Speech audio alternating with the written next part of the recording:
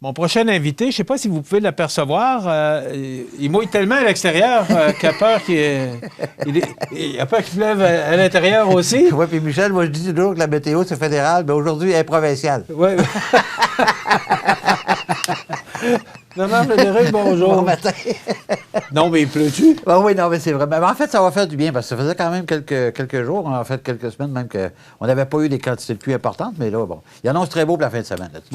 Oui, beau et chaud. Beau et chaud, effectivement. Mais là, ce qui est dangereux, c'est ce que je vais vous demander, c'est que sur l'autoroute 20, l'aquaplane, là, parce qu'il y a beaucoup. Il mouille tellement que c'est ça qui est dangereux. Puis il y a des portions d'autoroute 20 où il y a beaucoup de roulières qu'on appelle, ou en fait, ce qui est produit par l'ensemble des camions, là, avec les grosses roues, là. Donc, c'est là que l'eau s'accumule le plus. Mais bon, il faut être prudent. Mais de toute façon, on ne peut pas rouler à la même vitesse qu'on roule d'habitude quand il pleut comme ça. Surtout avec le vent qu'il fait aujourd'hui. La pluie est complètement fouettée par le vent. C'est vraiment impressionnant. Ça fait comme une petite poudrerie, là. Oui, mettons. Mais quand même, il faut être prudent. Vous n'avez pas. Il n'y a pas eu de neige en montant, non? Non, on n'est pas rendu encore à ne demander pas ça tout de suite. D'abord, quelle sorte de vacances vous passez? En fait, je passe mes vacances dans mon comté. Ça, c'est la première réalité. J'ai décidé cette année qu'on allait... en fait, nous avons décidé, moi et mon épouse, qu'on n'allait pas à l'extérieur. Pour profiter un peu du chalet aussi, de la proximité qu'on a, parce qu'on a un chalet au Lac-Trois-Saumon, mais aussi, surtout, qu'on a... On voulait profiter de l'ensemble des activités sur le territoire. Comme tu sais, il y avait 10 municipalités cette année qui avaient des fêtes, des anniversaires. Il y en a qui avaient reporté leurs fêtes, ce qui faisait en sorte qu'on avait 10 municipalités qui célébraient cette année. Et puis, écoute, les activités sont reprises là, de plus belle. Puis, écoute, il y en a des magnifiques dans le comté. Entre autres, vous avez assisté à la reconnaissance du meunier à la Seigneurie des Audins, M. Labbé. Il y avait le Perzim. L'autre jour, il y a eu il y avait 5000 personnes à la plage de Berthier. Je suis allé faire du paddleboard. Je suis allé me pratiquer. En fait, j'ai fait un peu le fou, là, parce que je sais comment ça marche, mais juste pour le besoin de la caméra, je me suis laissé tomber plusieurs fois. Mais tout ça pour dire que les activités sont en grand nombre sur le territoire. Le Festival du Bûcheux s'en vient la semaine prochaine. Cette fin de semaine, c'est les Champs de Marins. Écoute, ça n'arrête pas, là. Les grandes activités ont tous repris, pratiquement tous au complet. Donc, c'est une bonne nouvelle pour la région parce que c'est des retombées économiques importantes dans chacune des municipalités où ça se passe. Et Saint-Jean-Port-Joli, en fin de semaine, ils attendent beaucoup de monde avec le Festival des Gens de Marin. Écoute, il y a Sean Philippe, je ne sais pas si ça te dit quelque chose. Ben oui. Mais moi, mes collègues anglophones qui sont venus apprendre le français cet été, en tout cas, pour 3 d'entre eux, ne savaient pas qui était Sean Phillips. Je leur ai fait écouter Woman. Il faut avoir un certain âge. C'est ça, là, je me suis rendu compte comment j'étais vieux. Parce qu'il y en a un qui a 24, l'autre a 34, l'autre a 50, puis ils ne connaissaient pas. Et pour dire que c'est des anglophones, puis ils ne connaissaient pas Sean Phillips. Alors, il faut dire qu'on est des niaiseux au Québec. Qui était très populaire dans les années 70. Fin des années 60, absolument. Années 70. Moi, j'ai toujours aimé cet homme-là. Il a une voix absolument spectaculaire. Mais ça prend une autre dimension, les Champs de Marais. Absolument. Justement, avec l'arrivée de Sean Phillips. Oui. Puis là, il y a Boucard Diouf aussi qui est là en fin de semaine. Écoute, c'est des grands noms, là. En fait, ce qui est arrivé, c'est que la pandémie a fait en sorte qu'évidemment, tout le monde a été arrêté pendant plusieurs années, mais le ministère de la Culture du Québec a redonné, puis même le gouvernement fédéral aussi, a redonné des sous de façon plus importante à l'ensemble de ces festivals-là pour avoir une meilleure reprise, puis être capable de faire venir des gens de qualité, parce qu'évidemment, les artistes aussi ont été arrêtés, donc pour être capable de remousser ou à repartir leur carrière ou continuer leur carrière, ces sommes-là sont arrivées comme un bonus, si on peut dire, là, pour l'ensemble de ces organisations-là, ce qui leur permet d'engager des plus grands nombres. Là, il y a Billy Talent qui s'en vient ici à Montmagny. Le 10 septembre. Le 10 septembre. Donc, écoute, on n'est pas en reste dans la région ici avec l'ensemble de la qualité des organisations qu'on a. Là. Sean Phillips vient plus me chercher que Billy Talent, mais parce que c'est un autre public, c'est un autre groupe d'âge que je respecte. On n'est pas tout à fait le même âge, mais on se rapproche, mettons. Quelques années nous séparent, mais...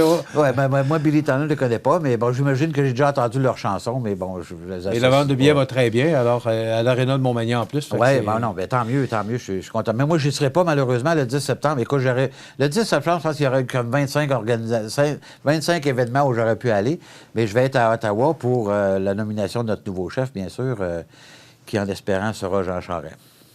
Je sentais que tu voulais m'en parler. Alors, vois-tu, je t'amène le sujet moi-même. On peut attaquer le sujet tout de suite, mais vous espérez encore? Pardon? Oui. Est-ce que les lampions sont tous allumés? Non, écoutez, moi, en fait, la démocratie dans un parti politique comme le nôtre, c'est que, évidemment, tout le monde a le droit de s'exprimer. Première des choses. Puis les gens, moi, j'ai posté hier, je t'avais une photo avec Jean parce qu'il était à Québec hier. Je suis allé porter mes bulletins de vote en personne. Je l'ai rencontré, on a dîné ensemble. Et puis, j'ai mis une photo sur ma page Facebook et les commentaires, non, jamais, Charest, tu me déçois, tata, etc. Les gens ont le droit de s'exprimer. Ça fait partie de la démocratie, ça. Puis que tu sois membre ou que tu sois pas membre, tu as le droit de t'exprimer. C'est un droit fondamental. Puis je dis aux gens, allez-y, pas de problème. Et il y en a 9 sur 10 qui ne s'expriment pas. Alors, c'est à ces gens-là que je m'adresse quand je m'adresse publiquement par rapport à cet enjeu-là. Les gens qui ne s'expriment pas, souvent, c'est parce qu'ils sont d'accord avec moi, ou en tout cas, en partie, d'accord avec moi. La façon dont la course se dessine, ou en fait, le résultat se dessine, c'est que chaque circonscription, qu'on ait 50 000 membres ou qu'il y en ait 100 membres, on vaut 100 points. Alors, le pourcentage des votes que le candidat aura acquis dans chacune de ces circonscriptions-là, c'est ce qui va faire qu'on va monter jusqu'à 16 901 points, qui va être le point déterminant pour savoir si la personne a eu 50 des voix. Maintenant, la stratégie dont M. Charest, toute son équipe et notre équipe, on a pris, c'est qu'il fallait vendre des cartes de membres dans toutes les circonscriptions au Canada. Ouais, ça a fonctionné. Puis ça a très bien fonctionné. Puis on va voir. Puis il faut savoir aussi qu'à chaque fois qu'il y a une élection à la chefferie, il y a environ 60 des gens qui votent. Entre 60 et 70 %. Donc, il y a 3 à 4 personnes qui ne votent pas. Ou que les votes sont rejetés pour toutes sortes de raisons. Encore, j'ai entendu hier qu'il y a des gens qui ont envoyé leur bulletin de vote sans les pièces d'identification. Il fallait faire une photocopie de nos pièces d'identité. Si tu ne l'as pas fait, ton vote ne compte pas. C'est aussi simple que ça. Alors, des erreurs comme ça, il va en avoir. Il y a toutes sortes de choses. Des gens qui vont voter pour Brown en premier tour, le vote va être complètement éliminé puisque Brown n'est plus dans la course. Ah ben, est-ce qu'ils vont aller Charest ou aller Poilievre? Donc, tous ces éléments-là, là, c'est ça la question. Mais hier, on avait des organisateurs de M. Brown de l'Ontario qui ont vendu 150 000 cartes de membres, puis que tous ces gens-là sont en train de tourner avec Charest. Donc, on peut avoir... Il ne faut pas juste se fier à ce qu'on entend dans les médias. En passant, là, on dit la même affaire de Mickey puis d'Aaron O'Toole il y a 2 ans, 3 ans. Là. Donc, moi, je veux dire, ça va être mon 4e chef depuis 2015. Ouais. Et moi, j'ai fait 5 élections depuis 12 ans. Là. Donc, ça fait une moyenne de 2,5 années là, à chaque élection, avec 4 chefs différents. Écoutez, moi, je vais demeurer au sein du parti, je vous l'annonce, il n'y a pas de problème. Moi, je n'ai pas question que je m'en aille. Dans le fond, que ce soit Pierre ou Jean, l'important, c'est d'être à l'intérieur. Parce que d'être à l'intérieur puis de chialer, ça donne aucun résultat, ça ne change rien dans la vie de personne. Mais ce qu'on dit, c'est que M. Poilievre, qui aurait, selon les derniers sondages, près de 65 du vote. Oui, mais ça, c'est selon des sondages. Il faut faire attention. Mais vous avez choisi Jean Charest. Oui. Est-ce que ça peut vous nuire dans le futur? Pas du tout, pas en tout. Écoutez, c'est la même chose avec quand on a choisi... Moi, Andrew Scheer, je n'ai pas choisi Andrew Scheer. Andrew a gagné, ça n'a pas nuit à ma carrière politique pour pantoute. J'ai augmenté mon vote à chaque fois qu'on a changé de chef. J'ai augmenté mon vote de pourcentage dans mon comté. J'ai gagné toutes les boîtes à Rivière-du-Loup la dernière fois. C'est là où j'avais le plus de difficultés. Oui, mais là, c'est pas le chef, c'est le candidat. Là. Non, mais on peut il faut le dire. Vous vous impliquez, vous êtes président sur le territoire. Michel, on peut voir ça de la façon dont on veut. Là. La réalité, là, c'est que dans un parti politique ou dans une élection, le chef vaut pour 80 à 90 et le parti. Le candidat vaut entre 5 et 10 De penser que c'est moi qui ai gagné puis que c'est moi qui fais que je gagne. Les politiques du parti, la personnalité ou la qualité du chef qu'on a, ça a un impact très important. On se le fait dire quand on est sur le terrain, quand on fait des élections. Demandez-le à Annie Franqueur, ça fait 4 élections qu'on fait ensemble. C'est-à-dire, inévitablement, on a, oui, un impact sur le terrain. Les gens nous le disent, qu'ils nous voient partout, qu'on est présent, etc. Mais au-delà de ça, ils vont choisir un parti politique. D'ailleurs, allez voir les gens qui s'expriment, là. Moi, j'ai perdu des votes hier, là, parce que j'ai mis une photo avec Jean Charest. Je n'ai pas gagné des votes, là. Est-ce que Pierre Poilievre, je vais aller regagner ces votes-là? Peut-être, peut-être pas, je ne sais pas. Est-ce que je vais en perdre de l'autre côté si les 9 personnes sur 10 qui ne s'expriment pas, est-ce que je vais perdre leur vote? Mais la réalité, c'est que je suis passé de 33 34 à 50 là. Ça veut dire que les gens, inévitablement, ils me me connaissent et me reconnaissent, puis ils apprécient le fait que moi, j'ai une équipe du tonnerre. En passant, là, la job de député, c'est une chose, là, mais d'être entouré par des gens d'une aussi grande qualité que je le suis, on va dire en affaires, ça fait toute la différence. Mais Bernard, bon, on en a parlé la dernière fois que vous êtes venu, là, commentateur du FM 93, qui disait que c'était peu probable que Poilievre soit élu, qu'on ait un gouvernement conservateur en 2025. Ce sont des spéculations, là, Total. mais est-ce que ça veut dire que, d'abord, allez-vous être là en 2025? Ben moi, Allez-vous vous représenter? Absolument. Je n'ai pas l'intention de ne pas me représenter aux prochaines élections. J'avais dit lors de l'élection de la dernière, à chaque fois que j'ai dit... Oui, mais vous étiez plus convaincant que ça la dernière élection. Avant la dernière élection, vous avez dit « Oui, je vais me représenter ». Oui, je vais me représenter. Jean, tu garderas ce segment de programmation-là. On va revenir avec... Oui, papa. Non, oui, toi papa. aussi, tu connais ça, ces annonces-là. Est-ce que, encore une fois... On va revenir à une course à la chefferie parce que M. Poilievre ne pourrait pas ou on aurait. C'est très conditionnel ce que je dis. Tout à fait. Mais on n'aurait pas un gouvernement conservateur encore en 2025. À un moment donné, il va falloir... La seule chose que je peux vous dire... Est-ce qu'un jour, on va avoir un M. Brian Mulroney qui va faire que le Parti conservateur va rester au pouvoir pendant plusieurs années? Est-ce que c'est pour vous un rêve que vous caressez? Il existe une certitude actuellement. C'est que ce soit Jean Charest ou Pierre Poilievre qui va être élu comme chef du Parti conservateur, il y aura un travail de recoller des morceaux. Ça, c'est sûr. Oui, ça, je suis d'accord. Le recollage des morceaux dont je parle, c'est que le caucus du Québec, actuellement, la grande majorité appuie Jean Charest et Pierre Poilievre, il y a juste Pierre Paulus qui l'appuie. Donc, ça, c'est une réalité. Alors, si Pierre est élu, mettons, que Pierre est élu comme chef, Pierre Poilievre, bien, il devra nous parler. Moi, je suis le président du Caucus du Québec, je vais attendre son appel là, dans les plus brefs délais après, là, parce qu'on aura besoin de se parler. Parce que s'il veut véritablement gagner une élection nationale, il va falloir que... Moi, j'ai l'impression qu'il va falloir qu'il change de ton et d'attitude envers les Québécois. Pas nécessairement envers les Québécois, mais dans sa façon de faire de la politique. On sait que le Québec est très important. Les gens m'en parlent actuellement, quotidiennement. Ils ont peur de comment ça va se passer. C'est parce qu'il y a un intérêt très important envers le Parti conservateur. Ils sont tannés de Trudeau. Tout le monde nous le dit, là. On est écœurés. Écoute, les passeports, l'immigration, la liste est longue, les aéroports, n'importe, là. Il n'y a plus rien qui marche au fédéral. Pas compliqué, là. Donc, ils veulent avoir du changement. Puis ils veulent avoir quelqu'un qui va avoir de la pogne, qui va faire les changements nécessaires. M. Charest a proposé toute une série de choses durant toute la campagne. Pierre Poilievre a promis 2 choses. On va s'occuper des bitcoins pour que ça devienne populaire, puis on va mettre le gouverneur général de la Banque du Canada dehors. Bon, pas sûr qu'on va aller bien loin avec des propositions comme celle-là. Mais ça, il faut faire la distinction, puis ça, c'est très important. Puis je le répète là, à tout but, à tous ceux qui veulent bien l'entendre, il faut faire la distinction entre une campagne au leadership puis de gérer un pays. C'est 2 choses totalement différentes. Pierre a pris une stratégie pour aller chercher des gens qui étaient, pour la plupart, non vaccinés, frustrés de la pandémie, des libertés perdues ou, semble-t-il, perdues, là. Écoute, le Canada est le pays le plus libre au monde, là. Alors, comment on va devenir encore plus libre qu'on l'est déjà, là? Mais la réalité, c'est que on va faire face à cette réalité-là. Il va falloir que si Pierre est élu, qu'on adapte son discours, qu'on adapte la façon dont on va gérer le pays. Il va y avoir une grosse job de leader à faire. Il va y avoir une grosse job de leader, puis il va y avoir une grosse job de la part aussi du membre du Caucus du Québec pour apprivoiser, puis en fait influencer Pierre. C'est pour ça que je dis qu'on est mieux d'être à l'intérieur que d'être à l'extérieur. C'est comme ça la politique, là. Si tu es en dehors puis tu chiales, tu peux bâcher autant que tu veux, tu auras 0 influence. Si tu es à l'intérieur, par exemple, tu peux avoir une certaine influence. Vous êtes arrivé avec un parapluie aujourd'hui. Est-ce que la prochaine élection pourrait arriver avec des papiers mouchoirs? Non, pas en tout. Non? Pas du tout. Puis là, moi, je vais accepter la démocratie. En passant, je l'ai accepté durement, là, mais je l'ai accepté en 2011. J'ai perdu par 9 votes en 2011. Pensez-vous que j'étais content, heureux de perdre en 2011? Pas du tout, là. J'étais pas heureux avec 9 voix, oui, ça. Écoute, mais si la population fait un choix différent parce qu'il n'aime pas mon chef, parce que je vous dis, 9 votes sur 10 correspond au vote du chef, envers le chef et non pas envers le candidat. Ça, c'est une réalité qu'on doit... Il faut arrêter de penser qu'on vaut plus qu'un chef ou un parti, là. Oubliez ça, là. C'est pas de même, ça marche. Donc, la réalité, c'est que si les gens décidaient de trouver quelqu'un d'autre ou d'élire quelqu'un d'autre, ben bingo, là, moi, je vais rentrer dans mes terres, puis je vais avoir fait... déjà, là, je peux vous dire, je vais avoir le sentiment du travail accompli dans ce que j'avais à faire comme député. Bernard, il reste 9 minutes et demie. Déjà? Oui, ça passe vite. Hein? C'est quoi qui ne marche pas dans cette émission-là? Là? Oui, on vous donne beaucoup de temps.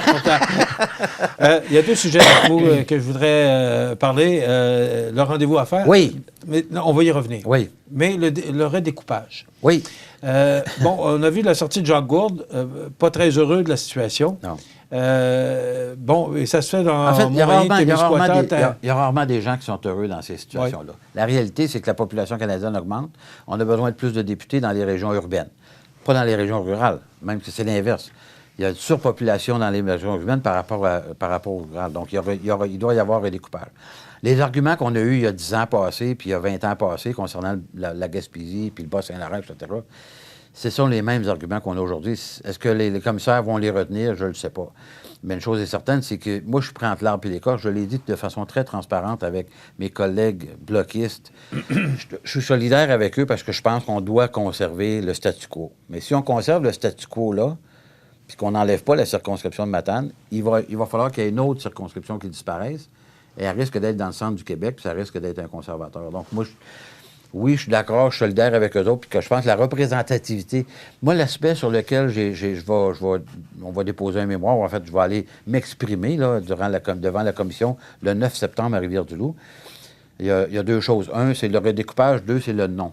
Donc, pour ce qui est du redécoupage, moi, je pense que la santé et la sécurité des individus qui travaillent comme moi, là, en tout cas, qui sont comme moi, puis qui sont sur la route, puis qui vont voir les gens, puis qui vont à des événements, ça devient dangereux à un moment donné. Moi, si je pars de Saint-Roch-des-Aunais pour descendre à Desjolies, puis à Saint-Jean-de-Dieu, là, pour aller à un souper, spaghetti ou barbecue, name it, comme vous voulez, là, ça va me prendre 2 heures y aller, 2 heures revenir. Ça fait que il faut que je calcule au moins 6 heures, là, le temps d'arriver avant. C'est ça, 2 heures le souper pour voir un peu de monde. Puis plus de voir le monde au souper, etc., puis d'aller partager l'événement avec les individus. C'est une affaire que ça va me prendre 6-7 heures, là, t'sais. Puis là, ben, je vais revenir, il va être quelle heure? 8, 9 heures, 10 heures le soir, 11 heures le soir. On est toujours sur la route, là. On est sur ça. Moi, je suis constamment sur la route. J'ai fait 400 km la semaine dernière, en fin de semaine. 400 km dans mon propre comté. C'est aller à Montréal, puis de revenir à Drummondville, ça, 400 km, là. Donc, tu sais, moi, je le fais parce que j'ai à cœur d'aller vers les gens puis d'aller vers les événements. Il y a des gens, il y a des députés, là, les gens, ils ne savent même pas c'est qui leur député parce qu'ils ne le voient jamais. Dans les centres urbains, il n'y a pas la même proximité que nous avons dans les régions. C'est ça que ça fait une différence par rapport au travail qu'on fait, tu sais. Le vote du mois d'août dernier, du mois de septembre dernier, là, a démontré que vous avez été récompensé pour les efforts que vous faites. Mais vous êtes un député présent dans votre comté. Absolument. Vous ne pouvez pas dire le contraire. Oui, on ne peut pas dire... Non, c'est sûr que certains, mais au-delà de ça... Il y a différents types de députés, mais dans les circonscriptions qui sont à Montréal, qui peuvent faire le tour en biscapédale, quand nous, il faut qu'on se tape 4-5 heures de route dans une journée, c'est pas la même réalité de travail. Puis, tu sais, moi, je suis rendu à 60 ans, j'ai plus d'enfants à la maison, je vois mes petits-enfants parce qu'ils sont pas trop loin, mais les jeunes pères de famille ou mères de famille qui veulent faire de la politique puis qui veulent s'investir puis qu'il faut qu'ils aillent se taper 6 heures de route pour aller à un événement, là, on s'entend-tu que, tu sais, 4 heures ou 5 heures de route pour aller à un événement, ça fait pas de sens, là. Tu sais, donc, de rajouter puis d'agrandir les circonscriptions aujourd'hui par rapport à il y a 10 ans ou il y a 20 ans, dans le monde dans lequel on vit aujourd'hui, si on veut attirer des jeunes en politique, il faut qu'on ait un équilibre entre le travail et la famille puis tout ça, puis... Moi, je dirais toujours que la circonscription qui nous représentait le mieux dans le temps, c'était Montmagny, Lillet, Bellechasse, les aides-chemins. Parce qu'on était plus près des aides-chemins de Bellechasse, parce que c'est à côté, que de Rivière-du-Loup. Parce que Rivière-du-Loup, imaginez-vous Berthier-sur-Mer, puis Saint-Jean-de-Dieu, c'est 3 heures de route. Oui. C'est comme aller à Montréal. C'est dans le même comté. Mais ça va se faire quand même. Mais la réalité, c'est que ça va se faire. Parce qu'on a passé une loi, il y a 78 comtés. Il va y avoir 78 comtés en 2024.